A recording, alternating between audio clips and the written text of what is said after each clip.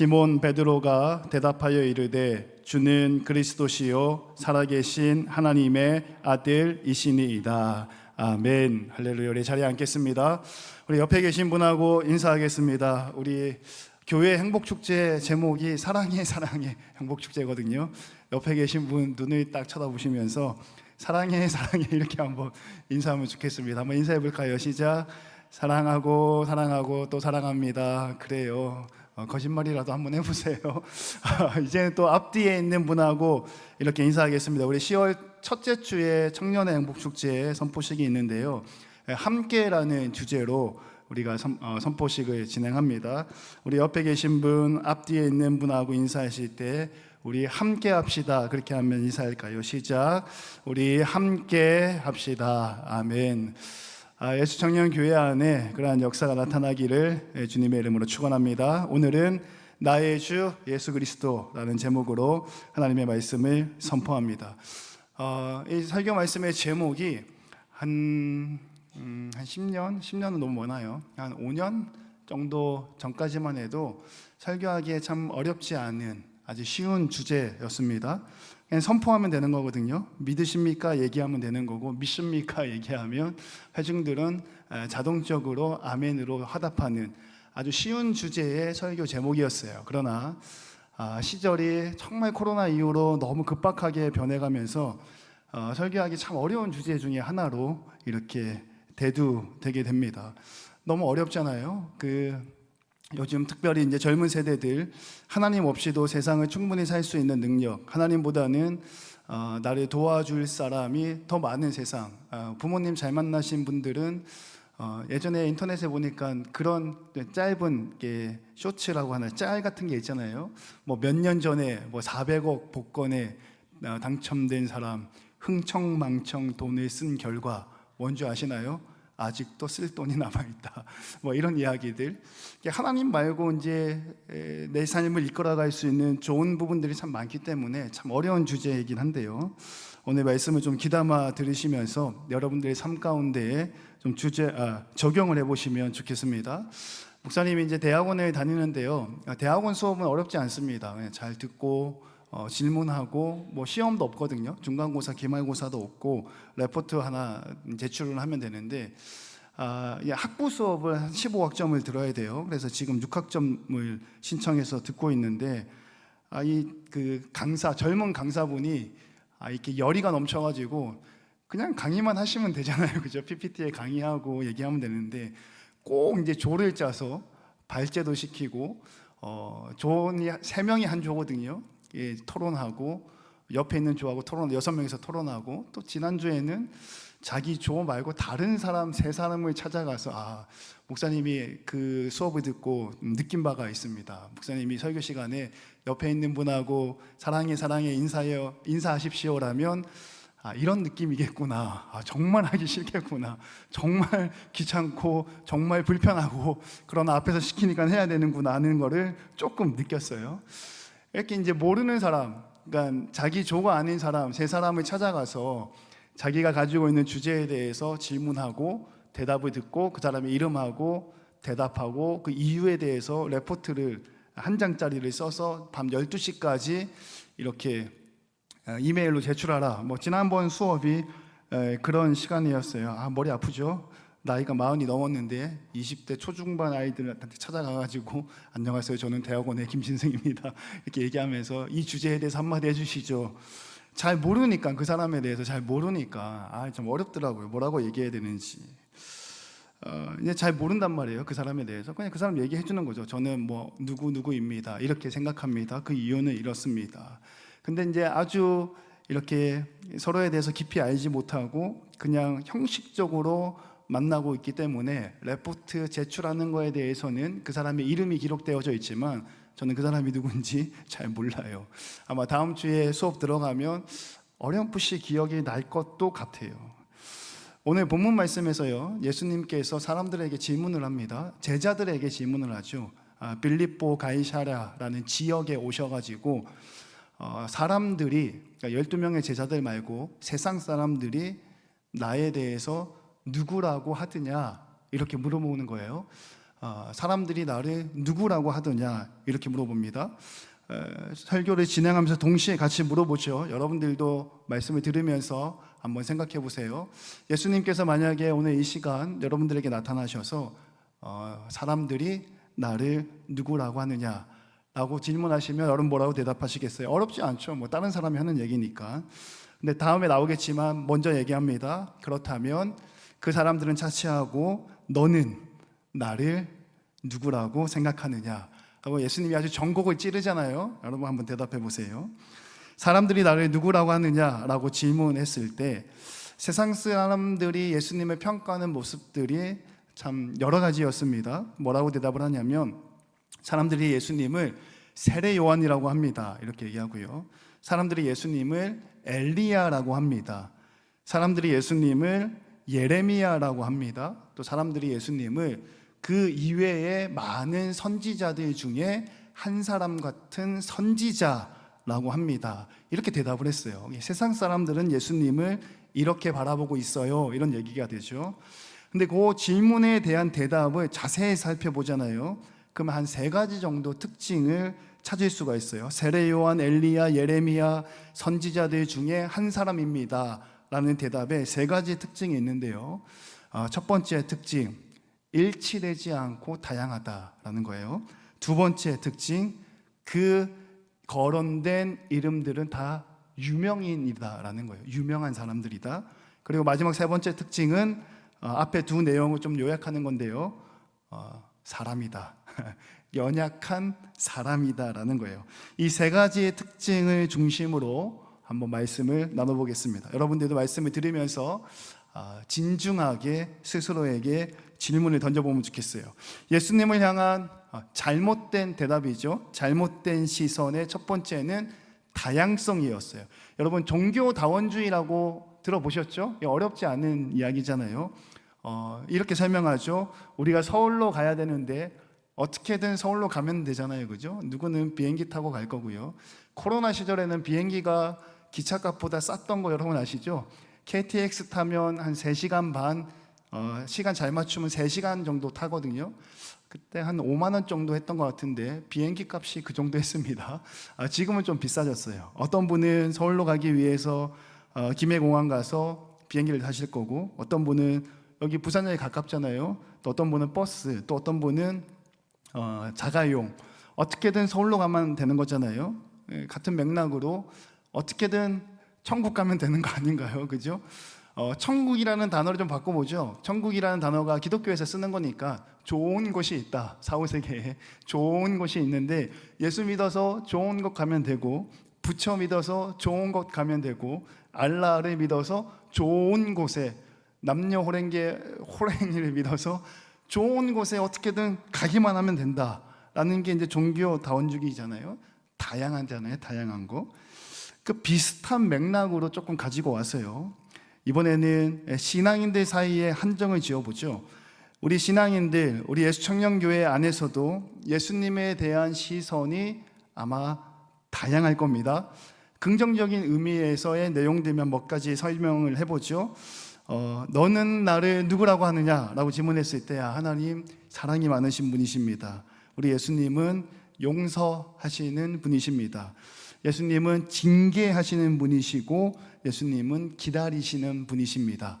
또는 나의 기도에 응답하시는 분이십니다 라는 좋은 의미에서 다양성을 가지고 있어요. 여러분 언젠가 제가 좀 오래됐기는 한데요, 성경 공부 시간에 이것들보다 더 우선되어야 하는 것이 있다라고 명확하게 설명을 드린 적이 있어요. 한번 기억해 보세요. 여러분 이렇게 다양하게 우리가 대답을 할 수가 있는데요, 틀리진 않아요. 틀리진 않는데 다양성이 갖고 있는 굉장히 큰 불안한 요소가 있어요. 그 요소가 뭐냐면 조금 더 발전하게 되면 그 다양성이 우상숭배로 바뀐다는 거예요. 그 다양성이 종교다원주의로 바뀌는 것처럼 그 다양성이 예수님에 대한 다양한 고백이 우상숭배의 위험성을 갖습니다. 여러분 왜냐하면 성경 말씀을 살펴보죠. 여러분 이스라엘 백성들은 뭐 하는 사람들이었어요? 그 사람들의 직업이 그 다윗이 여호와는 나의 목자라고 고백하잖아요. 이스라엘 사람들은 목동이었거든요. 양을 치며 살아가는 사람들이었고, 여호와 하나님은 그 목자의 삶을 이끄시는 분이었어요. 여호와 하나님은 그런 분이셨어요. 그런데 그 이스라엘 백성들이 목자의 삶에서 이제 가나안 땅에 정착하면서 삶의 형태가 바뀌잖아요. 더 이상 푸른 초장과 풀밭을 찾으려고 애쓰지 않아도 되고, 더 이상 이리떼가 공격해 올 것에 대비해서 울타리를 두르지 않아도 되고, 더 이상 그 양들이 꽤 더럽거든요. 지저분하거든요. 걔네들하고 차니스를 맞으면서 잠을 자지 않아도 되잖아요. 정착을 하면서 이제 뭐 하게 됐죠? 농사를 짓게 되잖아요. 농경 시대가 열리고, 그러고 났더니 목축하는 사람들은 자기 옆에 다른 나라가 없거든요. 다른 국가가 없어요. 목축하러 푸른 풀밭을 찾으려 한참을 가다가 다른 국가를 만날 수는 있어도 자기가 살고 있는 내 오른쪽에는 A라는 국가, 왼쪽에는 B라는 국가가 항시 대기하고는 있지 않아요. 근데 가나안 땅에 들어가서 정착하며 살면서부터 얘기가 달라집니다. 그리고 여호와는 나의 목자시니라는 그 신앙에 다양성이 들어오는 거예요. 그래서 이스라엘 백성들이 바알신을 섬기죠. 왜 바알신을 섬기냐면 여호와 하나님은 목자의 하나님이신데 농사를 주관하는 하나님하고는 좀 다른 것 같은 거예요. 열왕기의 말씀을 읽어보면 하나님이 종종 이렇게 얘기하십니다. 만군의 여호와께서 이렇게 얘기하셔요. 만군의 여호와다라는 말의 의미는 군인이라는 얘기예요. 이제 정착하고 나니까 내 오른쪽엔 블레셋, 내 왼쪽에는 아시리아, 뭐 위에는 암몬, 밑에는 뭐 다른 이방 국가들이 항시 침략을 대기하고 있잖아요. 그러니까 목자 대신 하나님에 대한 다양성이 생기면서 목동을 지켜주시던 하나님이 저 철기로, 우리 청동기 시대 이런 거 배웠잖아요. 철기로 나보다도 훌륭한 기술을 가지고 있는 저 옆나라 A가 침략했을 때 여호와 하나님이 나를 지켜줄 수 있을까라는 다양성의 질문이 들어오면서 그때부터 우상 숭배가 시작된다라는 거예요. 다양하고 일치가 되지 않는 세상 사람들의 답변이에요. 여러분들은 혹시 예수님에 대해서 이렇게 생각하고 있지 않으신가요? 그러면 여기 있는 대학생과 저기 있는 직장인이 섬기는 예수님이 다를 수 있다라는 거죠. 여러분, 그리고 두 번째, 세상인들이 바라보는 예수님의 시선은 예수님을 그저 유명인 정도로 생각을 합니다. 세례 요한이라고 먼저 대답하잖아요. 여러분, 세례 요한 아세요? 광야에서 외치는 자의 소리가 있으니 메뚜기와 석청을 먹고 외쳐 이르되 주 예수를 믿으라, 회개하라, 천국이 가까이 왔느니라. 세례 요한이 뭘 먹고 지냈냐면 머리도 길고 이렇게 약간 이렇게 도인처럼 하면서 요단강 근처에서 메뚜기를 잡아다가 막 먹었다라는 거예요. 아주 유명한 유명인이죠. 사람들은 예수님을 그런 유명인으로 봤다라는 거예요. 엘리야 엄청나죠. 기도했더니 비가 안 왔잖아요, 그죠? 그리고 기도했더니 하늘에서 불이 떨어졌잖아요. 그리고 조금 더 읽어보셨나요? 또 기도했더니 비가 억수같이 쏟아져가지고 갈멜산에서 산사태가 나가지고 큰일 나는 상황인데 아합이 그 병거 말을 타고 막 내려가잖아요, 이스라엘 골짜기로. 근데 엘리야는 어떻게 내려가죠? 하나님의 권능이 함께 해가지고 말을 탄 아합보다 더 빨리 뛰어서 이스라엘 골짜기로 가잖아요. 이만큼 유명한 그 선지자는 없을 겁니다. 아주 유명한 엘리야예요. 또 언급됐던 사람 중에 한 명이 예레미야 선지자인데 하나님의 말씀을 예언하는 선지자였잖아요. 근데 특이한 점이 몇 가지가 있어요. 하나님의 말씀을 몸으로 보여줬던 예레미야예요. 자신의 목에 소가 매는 멍에 있잖아요. 그 멍에를 자신의 몸에 매면서 하나님 말씀 안 들으면 너희들 이렇게 된다, 이렇게 이제 얘기하죠. 일반 사람들이 봤을 때는 뭐지? 눈에 확 띄잖아요. 아주 유명한 시대의 인물이었거든요. 학교에서도 우리가 배우잖아요. 여러분, 그 세계 4대 성인 순서는 틀려도 여러분 아시죠? 석가모니, 공자, 소크라테스, 그 다음 누구죠? 예수. 석가모니는 본명이 고타마 시타르타죠. 인도 출생이고 불교의 창시자 해탈 이런 얘기합니다. 공자, 인, 의, 예지, 유교의 창시자죠. 소크라테스, 시대를 잘못 만난 지성인, 아내가 굉장히 바가지를 많이 긁었던 인물로 유명합니다. 예수 그리스도, 윤리, 도덕, 사랑, 그리고 기독교의 창시자. 학교에서도 4대 성인 중에 한 사람으로 예수님에 대해서 배워요.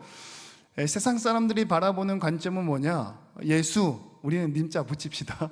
예수님 하면 뭐라 생각하냐면 유명인 중에 한 사람인 거예요. 그냥 수많은 유명인들 중에 나에게 좀 좋은 영향을 주는 유명인, 그가 누구냐? 예수다라는 거죠. 요즘 젊은이들 모르겠어요. 우리 청년들은 모르겠는데 아이돌 스타들 있잖아요.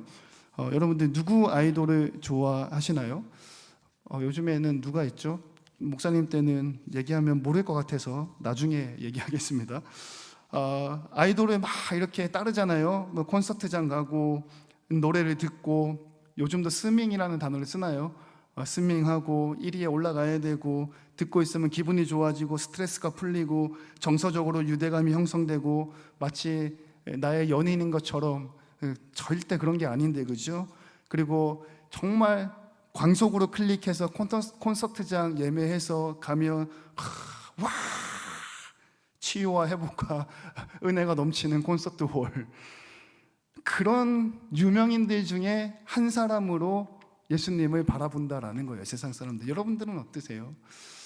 내 인생 가운데 좋은 것을 주는 것들 많잖아요. 뭐니 해도 머니가 최고죠. 돈, 뭐니 해도 친구가 최고죠. 친구, 뭐니 해도 주변에 있는 지인들, 그 지인들과 재정과 관계 중에 예수님이 살짝 낑겨져 있는 거는 아닌가요? 세상 사람들이 예수님을 그렇게 본다라는 거예요. 마지막 세 번째, 세상 사람들이 예수님을 바라볼 때 중요한 특징은 그들은 모두 연약한 사람이다라는 거예요. 목사님도 좋아하는 연예인이 있어요. 목사님 여자 연예인 별로 안 좋아하고요. 결혼하시면 알게 됩니다. 왜 안 좋아하는지. 안 좋아해야 됩니다. 여러분 노홍철 아세요? 노홍철. 목사님 노홍철 너무 좋아하거든요. 왜 좋아하냐면 혹시 노홍철이 작사 작곡한 뒤죽박죽 동물원이라는 노래 아시나요? 한번 꼭 들어보세요. 완전 천재예요, 천재. 어떻게 저런 가사를 쓸 수가 있을까? 한번 꼭 들어보세요. 목사님 불러보고 싶은데 노래 실력이 안 되는 관계로 CCM 보컬 레슨을 받고 불러보도록 하겠습니다. 노홍철, 너무 제가 좋아하거든요. 근데 어떤 일이 있었죠? 음주운전. 노홍철뿐만이 아니죠. 유명한 연예인들, 아이돌 스타, 빅스타, 음주운전, 마약의 문제, 남자들 같은 경우는 군입대의 문제, 여자 아이돌 같은 경우는 따돌림. 좀 심한 것 같아. 사진에 4명의 걸그룹의 사진을 찍었는데 한 사람이 조금 옆에 있다고 따돌리는 거 아니냐, 왕따 아니냐, 이런 문제들. 아이돌의 인기가 영원할 것 같지만 그렇지 않죠. 금세 사그라듭니다. 1세대 아이돌 여러분들 모르겠지만 공부하는 셈 치고 한번 들어보세요. 여러분들 이현도 아시나요? 이현도, 김성재, 듀스 몰라요? 나를 돌아봐 이거 모르나? 이럴 수가. 저 뒤에 아는 사람이 있어서 패스 넘어가겠습니다. H.O.T는 알죠? 문희준이 요즘 예능에서 조금 잘하는 것 같은데. H.O.T. 핑클 아시나요? 애기 엄마가 됐더라고요, 그죠? 저 뒤에서 저희 아내가 절레절레 하지 말라고. 안 하겠습니다. 아름다운 외모는 늙어가고요, 인기는 시들어지고요, 사람들의 기억 속에서 그들의 이름은 잊혀져요. 사람들, 세상이 바라보는 예수님은 다양하고 유명하고 연약한 인간의 모습이에요. 여러분 혹시 예수님에 대해서 여러분들의 시선이 이 셋 중에 하나에 속해 있지는 않으신가요? 여러분 사실 베드로도 마찬가지였어요. 목사님도 마찬가지입니다. 신학교 면접 볼 때 물어봅니다. 왜 목사 하려고 신학교에 들어왔느냐 이렇게 물어봐요. 목사님 뭐라고 대답했을 것 같아요? 목사님은 솔직한 사람이거든요. 제가 개척교회를 다니는데요, 저희 목사님이 항상 웃고 행복해 보여서 목사하면 행복할 것 같아서 제가 신학교 왔습니다. 제가 그렇게 대답을 했어요. 뭔가 휘황찬란하고 크고 위대한 꿈과 사명이 모르겠어요, 다른 사람은. 중요한 거는 베드로도 그랬어요. 처음부터요. 처음부터 예수님을 나의 주 나의 그리스도라고 고백하지 않았어요. 세상 사람들하고 비슷했어요. 첫 번째 다양성이라고 그랬잖아요.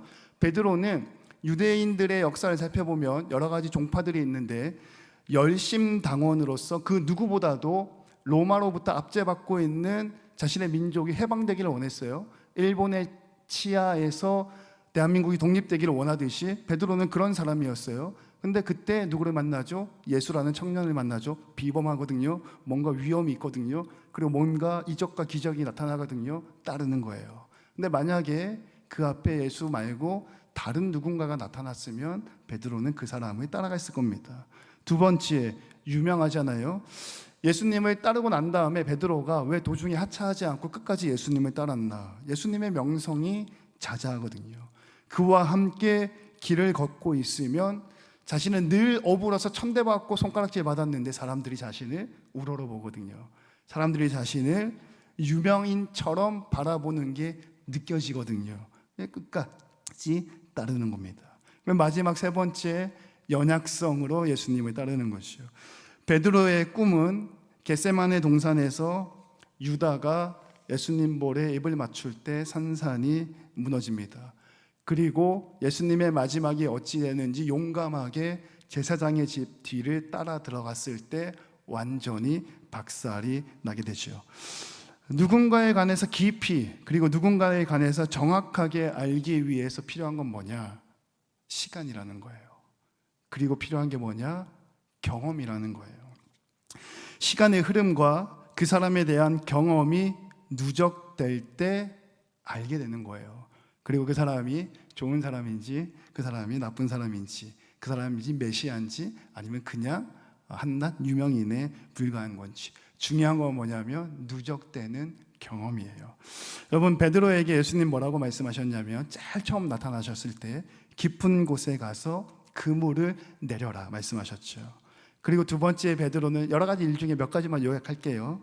두 번째 물 위로 걸어오시는 예수님을 보고 베드로가 뭐라 그러죠? 나도 물 위를 걷게 하소서. 마지막에 예수님 뭐라 그러죠? 부활하신 후에 베드로를 찾아가서 네가 나를 사랑하느냐. 여러분 처음부터 교회 첫 발을 디뎠는데 또는 친구나 또는 지인이나 아니면 어렸을 때 신앙생활 하다가 잠시 비어서 아니면 부모님의 모태신앙으로 교회 안에 신앙의 첫 발을 디뎠을 때에 바로 믿음이 생기고 신앙이 커지고 휘황찬란해지면 좋겠지만 그렇지 않다라는 거예요. 그리고 베드로를 예수님이 3번 부인한 인물, 그리고 베드로는 예수님을 3번 부인했는데 그 부인하는 경험이 그의 신앙을 온전하게 만들어 간다라는 거예요. 이 중에서 한번 정리를 해보죠. 사랑하는 동아의 청년 여러분, 여러분들은 예수님에 대한 경험이 어느 정도로 누적되어져 있으신가요? 깊은 곳에 가서 그물을 내려라. 우리 많이 들어서 알죠? 새벽 미명에는 물고기가 얕은 곳에 없어요. 깊은 곳에 가야 물고기가 있어요. 밤새도록 깊은 곳에서 물고기 잡고 못 잡고 새벽에 그물 씻고 있는 물가에서 그물 씻고 있는 베드로에게 얕은 곳이 아니라 어디요? 깊은 곳에 가서 그물을 내려라. 말도 안 되는 주님의 음성에 여러분들은 순종해 보신 경험이 있으신가요? 몇 번이나 있으시죠? 목사님 학교 때문에 안 돼요. 시험 기간이에요. 직장에 뭐 워크숍이 잡혔어요. 또는 회식이에요. 이래서 안 돼요. 저래서 안 돼요. 이래서 안 되고요. 뭐 저래서 안 돼요. 베드로가 무슨 말입니까? 제가 밤새도록 깊은 곳에서 물고기 한 마리도 못 잡고 어부에 대해서 잘 모르시네. 이 새벽에는 얕은 곳에 그물을 내려야 되는데 왜 깊은 곳에 가서 그물을 내리라 하시죠? 그러나 그는 어떻게 했어요? 그 말씀에 순종했다라는 거예요. 예배를 빠질 수 있는 여러 이유들이 있어요. 사역의 자리에서 멀어질 수 있는 여러 이유들이 있어요. 하나님의 임재가 있는 곳에서 부재할 수 있는 여러 상황들이 발생을 하죠. 지금 예수님께서 여러분들에게 주신 말씀 첫 번째는 뭐냐? 깊은 곳에 가서 그물을 내려라. 배 위에서 풍랑을 만나서 굉장히 괴로워했던 제자들이었어요. 예수님이 밤에 물 위를 걸어오시잖아요. 베드로가 그 모습을 봤죠. 베드로가 뭐라 그러죠? 주님 당신이시거든 나로 명하여 물 위를 걷게 하소서. 물 위를 걸어가잖아요. 물론 몇 발짝 못 걷고 빠지긴 했지만, 이렇게 질문하면 대답이 편할 것 같아요. 사랑하는 청년 여러분, 여러분들의 가정, 직장, 학교, 관계의 문제 안에서 기적이 일어나기를 소망하고 원하시나요? 우리 학생들 미안해요. 한 번만 더 얘기할게요. 3등급이 1등급 되고 B학점에 A 플러스가 되고, 우리 직장인들 연봉이 2배로 오르고, 나를 괴롭게 하던 상사가 하루아침에 천사로 바뀌고, 아직 연인이 없고 결혼을 준비하는, 결혼 준비 중에 있는 분들, 백마탄 왕자가 어느 날 아침 지하철에서 또는 인도에서 우연찮게 마주치는 기적, 관계의 문제가 아주 자연스럽게 해결되는 이적, 여러분들 원하시나요? 물 위를 걷는 기적. 찬양의 가사에 보면 이런 게 있죠. 물이 갈라지지 않더라도 바다 위를 걷게 하시는 기적. 여러분, 중요한 게 뭔지 아세요? 물 위를 걷는 게 중요한 게 아니에요. 그 물에 빠지는 게 중요한 겁니다.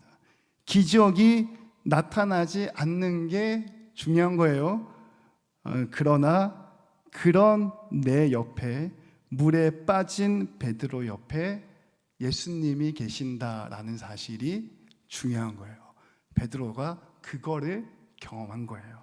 여러분, 물 위를 걷게 해달라고 기도하셔야 됩니다. 그리고 그 기도가 응답돼서 물에 빠져야 되는 거예요.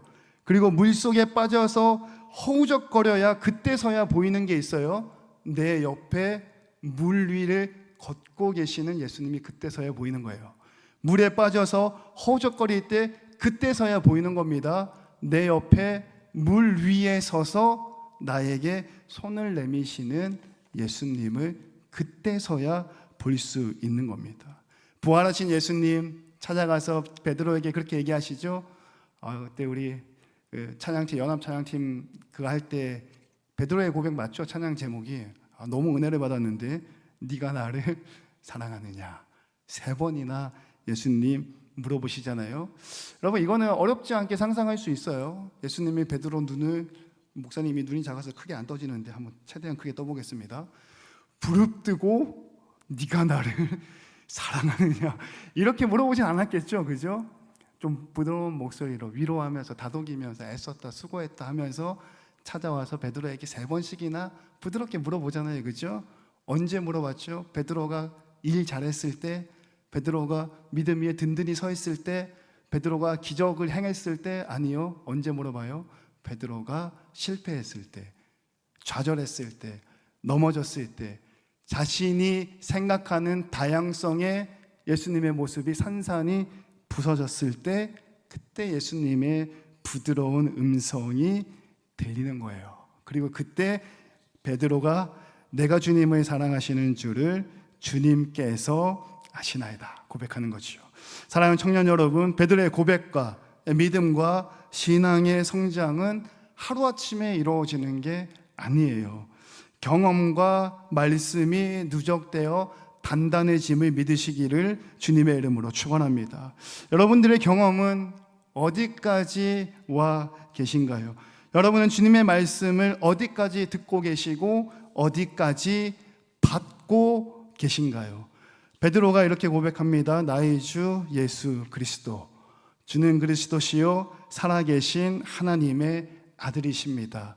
믿음의 고백과 하나님의 자녀가 되는, 그리고 그러기 위해서 여러분 좀 힘을 내보세요. 교회 일에 좀 열심히 해보시고, 청년회에서 한다 그러면 좀 적극적으로 좀 동참도 해보시고, 예배 시간에 조금 힘들어도 눈도 좀 부릅 떠보시고, 전날 직장에서 이렇게 애쓰고 수고해서 또 술도 한잔하고 그런 일 없겠어요. 제가 다 알죠. 그래도 숙취 좀 깨고 눈 부릅뜨고 하나님 전에 와서 좀 앉아 계시고, 또 이제 행복축제 한다 그러면 또 무슨 또 카드 쓰라 그러고 그런 거 그냥 대충 지나가지 그러지 마시고, 베드로가 했던 것처럼 여러분들의 신앙 안에, 하나님과의 관계 안에 이 관계가 누적됐으면 좋겠어요. 그리고 주님께서 말씀하실 때 아멘으로 화답할 때 베드로의 고백, 주는 그리스도시요 살아계신 하나님의 아들입니다 라는 고백이 저와 여러분 고백되기를 주님의 이름으로 축원합니다.